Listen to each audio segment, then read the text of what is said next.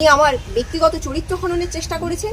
একটা নারীর প্রতি যে কুরুচিকর অশ্লীল ভাষা উনি ফেসবুকে পোস্ট করেছেন এবং চাপে পড়ে উনি সেটাকে ডিলিট করেছেন, কিন্তু অনেক অসংখ্য তৃণমূল কংগ্রেসের কর্মীবৃন্দ এবং মান এবং হুঁশ সহ যারা মানুষ নিজেকে মনে করে জনমত নির্বিশেষে তারা সেটা স্ক্রিনশট নিয়েছে এবং তারা পাঠিয়েছে। আমি ধিক্কার জানাই এই রকম মানুষের রুচিবোধকে।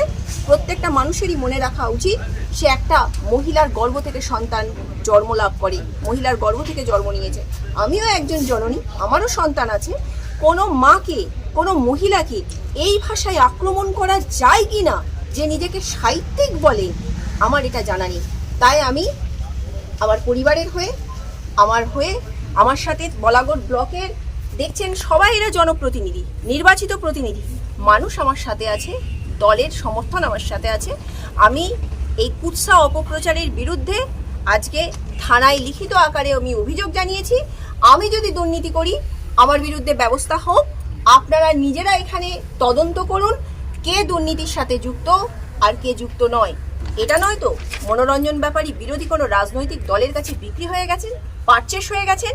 ওনার পিছনে কোনো ব্যবসায়িক অভিসন্ধিযুক্ত কোনো লোকের মদত নেই তো, যেটা বলাগড়কে দখল করার রাজনীতির সাথে একটা যুক্ত রয়েছে।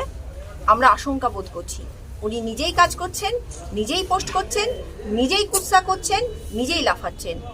দলের কথা একবারও ভাবছেন না, দলকে মেলাইন করছেন।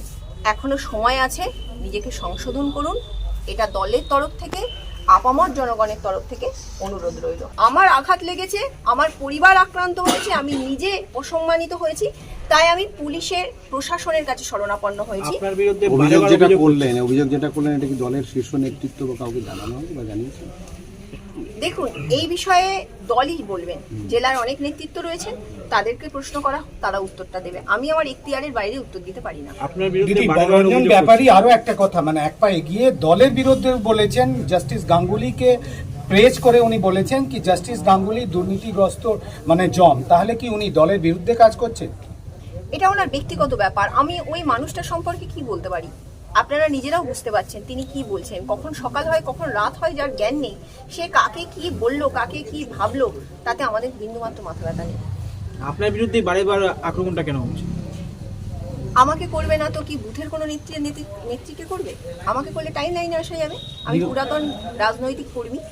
বলছে যে ক্ষমতা দখলের লড়াই চলছে একটা লোক। ক্ষমতা কখনো দখল করে রাখা যায় না। ক্ষমতা দখল যারা করেছে, শখুন পাঠান মোগল ইংরেজরা করেছে, কালের নিয়মে রবীন্দ্রনাথের ওই কথাটাই মনে পড়বে। ওরা কাজ করে, তারাই কালজয়ী হয়, যারা প্রত্যেক দিন ঘাম ঝরিয়ে মানুষের সাথে পরিশ্রমের মাধ্যমে থাকে। ক্ষমতা দখল হয় না, ভালোবাসার মাধ্যমে থাকা যায়। আপনি কার বিরুদ্ধে অভিযোগটা করছেন?